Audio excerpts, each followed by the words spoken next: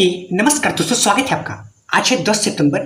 चलिए अपना current affair session start करते हैं और देखते हैं कौन सा प्रश्न है और कितने आयाम पर क्वेश्चन आंसर बनेगा। उन सभी को देखने का प्रयास करेंगे। यहाँ पर आपको कुमार गौरव सर की जो रेगुलर की करंट अफेयर क्लास होती है उसी का कंक्लूजन, उसी का निष्कर्ष आपको 15 मिनट के अंदर नोट्स के माध्यम से दिलाया जाता है। चलिए स्टार्ट करते हैं। आज का पहला प्रश्न खेल से है। कौन सा क्वेश्चन है? अभी हाल ही में पेरिस पैरा ओलंपिक में भारत का कौन सा स्थान रहा? आपको पता है पेरिस में पहले पेरिस ओलंपिक चल रहा था, उसके बाद पैरा ओलंपिक गेम शुरुआत हुआ जिसका समापन अभी हाल ही में 8 सितंबर को हुआ। पैरा ओलंपिक का मतलब क्या होता है? तो ये पैरा ओलंपिक का मतलब जो विकलांग एथलीटों का खेल होता है, इन्हीं का अभी हाल ही में 8 सितंबर को समापन हुआ। इसमें भारत का कौन सा स्थान रहा? तो भारत का अभी तक का सबसे बेस्ट प्रदर्शन रहा। इसमें पूरा ओवरऑल 18वें स्थान पे रहा। तो आपके मन में आएगा कि पहले स्थान पे कौन है? तो पहले स्थान पे चीन है जिसका 220 पदक, दूसरे पे इंग्लैंड। अब बात करें इंडिया की। इंडिया ने टोटल 29 पदक जीता जो कि अभी तक का बेस्ट प्रदर्शन है, जिसमें 7 गोल्ड, 9 सिल्वर और 13 ब्रांज है। गोल्ड कौन कौन है? अवनी लखेरा शूटिंग में, सुमित अंतल भाला फेंक में, धर्मवीर क्लब थ्रो में, नीतीश कुमार पैरा बैडमिंटन में, हरविंदर तीरंदाजी में, प्रवीण ऊंची कूद में। अभी हाल ही में जो 7वां गोल्ड जीता गया वो भाला फेंक में। देखो 7वां गोल्ड में वैसे तो इनको सिल्वर मेडल मिला था, बट इनका जिनको गोल्ड मिलना था उनको डिसक्वालीफाई कर दिया गया। वो ईरान के थे, किस धर्म फ्लैग के चक्कर में, समझ गए? इनका भाला फेंक से संबंधित है। अगर बात करें पैरा ओलंपिक में उद्घाटन में इंडिया की तरफ से कौन था? वो सुमित अंतल, साथ में भाग्यश्री थी, और समापन समारोह में हरविंदर सिंह, साथ में प्रीति पाल। ये प्रीति पाल ही एकमात्र ऐसी महिला है जिन्होंने पैरा ओलंपिक में 2 पदक जीता था। दोनों इन्होंने ब्रॉन्ज जीता है, समझ गए? चलते हैं नेक्स्ट टॉपिक पे। नेक्स्ट टॉपिक हमने दिवस से लिया हुआ है। अभी हाल ही में अंतर्राष्ट्रीय साक्षरता दिवस 2024 का मनाया गया। आपको पता है ये अंतर्राष्ट्रीय लेवल की बात कर रहा हूं। अब यहाँ पे जितने भी क्वेश्चन पड़ेगा, तो अंतर्राष्ट्रीय साक्षरता दिवस प्रत्येक वर्ष 8 सितंबर को मनाया जाता है। इस बार का थीम क्या था? इस बार का थीम बहुभाषी शिक्षा को बढ़ावा देना। बहुभाषी का मतलब एक से अधिक भाषा को। अब आपके मन में क्वेश्चन आएगा कि साक्षरता दिवस मनाया क्यों जाता है? तो ये दुनिया भर में साक्षरता के महत्व को बढ़ावा देने के लिए, साथ में पढ़ने और लिखने के लिए प्रेरित करने के लिए इस दिवस को मनाया जाता है।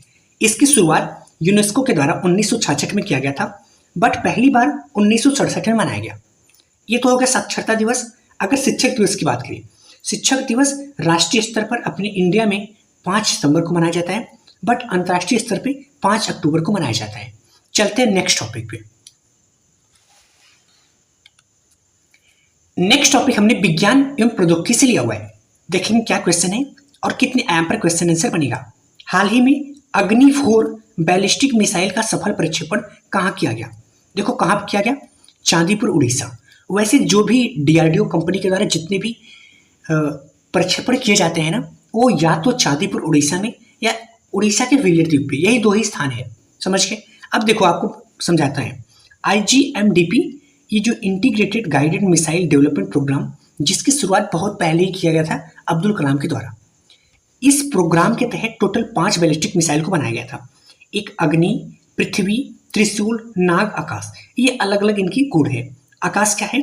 ये सतह से हवा में मार करने वाली मिसाइल है। ऐसे अग्नि क्या है? ये सतह से सतह में मार करने वाली मिसाइल है।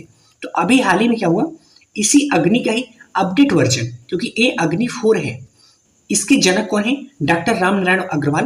तो अभी हाल ही में इसका अपडेट वर्जन, इसको पहले इसका नाम था क्या? अग्नि 2 प्राइम। इसी का सफल प्रक्षेपण किया गया।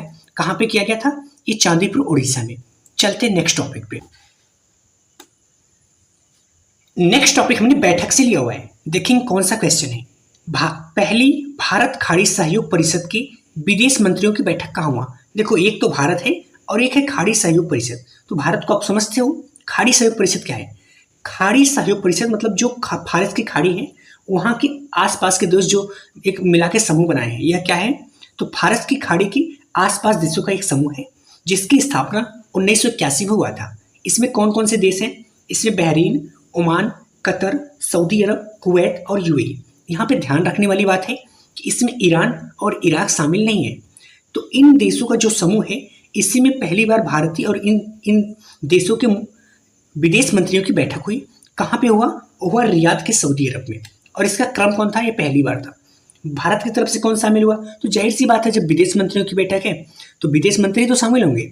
भारत की तरफ से विदेश मंत्री एस जयशंकर प्रसाद जी शामिल हुए, समझ के। और अभी हाल ही में एक बैठक और भी हुआ, उस बैठक का नाम क्या है? एशियन कोस्ट गार्ड की बैठक। यहाँ पे पूरे एशिया की जितनी कोस्ट गार्ड हैं अलग अलग देशों की, उनकी बैठक कहाँ पे हुआ? इंचियोंग, जो कि साउथ कोरिया में है। कहाँ पे? इंचियोंग, साउथ कोरिया में। चलते हैं नेक्स्ट टॉपिक पे। नेक्स्ट टॉपिक हमने नियुक्ति से लिया हुआ है। अब देखेंगे कौन सी नियुक्ति हुई, कौन नियुक्ति हमारे लिए क्यों इंपॉर्टेंट है। अभी हाल ही में ओलंपिक काउंसिल ऑफ एशिया के पहले भारतीय अध्यक्ष कौन बने?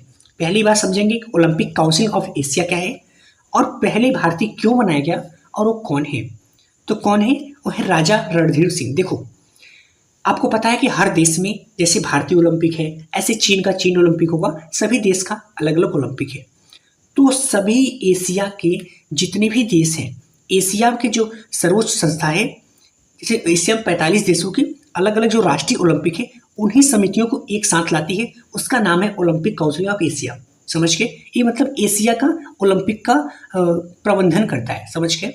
तो इसका अभी हाल ही में बैठक चल रहा था, 44वां जनरल मीटिंग। कहाँ पे हुआ था? नई दिल्ली के भारत मंडपम पे।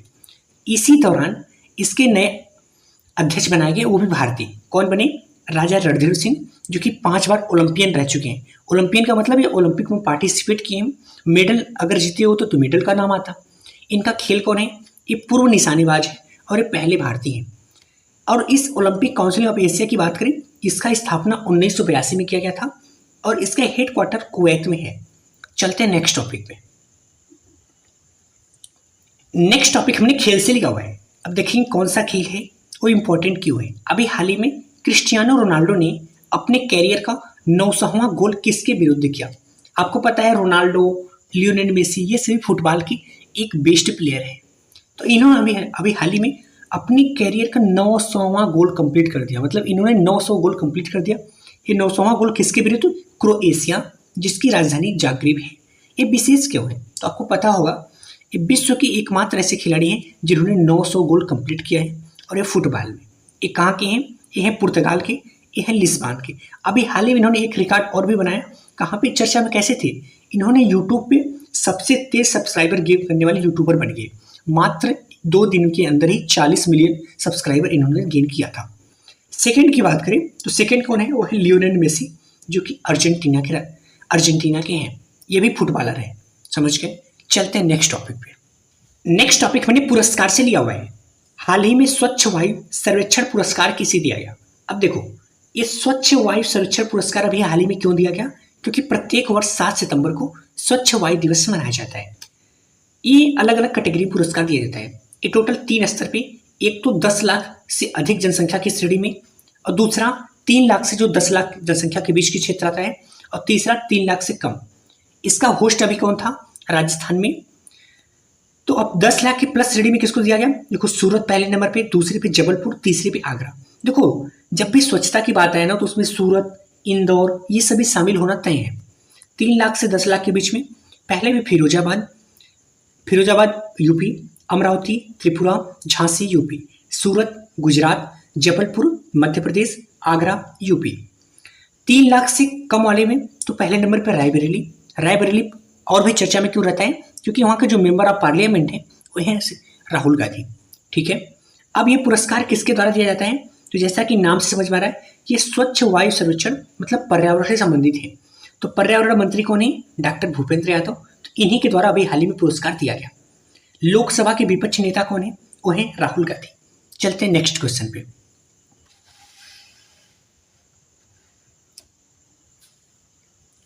नेक्स्ट क्वेश्चन हमने सोची से लिया हुआ है। अभी हाल ही में टाइम मैगजीन के द्वारा टाइम की AI 2024 सबसे प्रभावशाली में कौन शामिल हुए? इन्होंने अभी एक लिस्ट जारी किया, जिसमें अश्विनी वैष्णव, जो कि इंडिया के रेल मंत्री हैं, साथ में इन्होंने ये इलेक्ट्रॉनिक एवं सूचना तकनीक मंत्रालय के मंत्री हैं, इनको इस टॉप 100 सूची में शामिल किया गया। इनका उद्देश्य क्या है? क्योंकि इनके पास इलेक्ट्रॉनिक एवं सूचना तकनीक मंत्रालय है, तो इसलिए इनका उद्देश्य हो जाता है भारत में कृत्रिम बुद्धिमत्ता का विकास करना, बढ़ावा देना, AI का विकास करना, आर्टिफिशियल इंटेलिजेंस का। चलते हैं नेक्स्ट क्वेश्चन पे। भारत का पहला कोविड गंभीरता बायोमार्कर, जैसा कि नाम से समझ में आ रहा है, कोविड गंभीरता बायोमार्कर किट किसने लॉन्च किया? तो किसने लॉन्च किया? छत्तीसगढ़। नाम से समझ में आ रहा है क्या है? तो यह कोविड-19 की गंभीरता का पूर्वानुमान लगाना, मतलब कोविड-19 आ सकता है तो उसके पहले ही, मतलब आने से पहले उसके बारे में जानकारी प्राप्त करना, साथ में उसका प्रबंधन मैनेजमेंट करना, इसकी जिम्मेदारी हो जाएगी। छत्तीसगढ़ की राजधानी क्या है? रायपुर। वहाँ के मुख्यमंत्री कौन है? विष्णुदेव साय, जो कि पहले आदिवासी मुख्यमंत्री हैं। चलते नेक्स्ट क्वेश्चन पे। नेक्स्ट बीबीसी है, हाल ही में जंपिंग मकड़ी की नई प्रजाति कहाँ पे पाई गई? क्या किसकी? जंपिंग मकड़ी, जो गैलोपिंग, जो कूदती है, उस मकड़ी की नई प्रजाति खोजी गई। कहाँ पे खोजी गई? उसका नाम क्या रखा गया? इन सबको देखेंगे। तो जंपिंग मकड़ी की नई प्रजाति कहाँ पे खोजा गया? तमिलनाडु के पलामा पहाड़ी पे। इसका नाम क्या रखा गया? कैरहोटस साइप्रस। साइप्रस का मतलब होता है मकड़ी का निवास स्थान, तो क्या नाम है? कैरहोटस साइप्रस। तमिलनाडु की बात करें, तमिलनाडु की राजधानी चेन्नई, तमिलनाडु के मुख्यमंत्री एम.के. स्टालिन। तमिलनाडु में कुछ महत्वपूर्ण त्योहार मनाए जाते हैं, जिसमें थाईपुसम, पोंगल, जल्लीकट्टू, इन सभी का नाम आता है। ओके दोस्तों, अगर आपको करंट अफेयर को शॉर्ट नोट्स के माध्यम में डिटेल में पढ़ना है तो आप इस फैमिली के हिस्सा बन सकते हैं। और हाँ, अगर आपको एक क्लास में लगता है कि हाँ मेहनत हुआ है तो आप इसको शेयर भी कर सकते हो। धन्यवाद।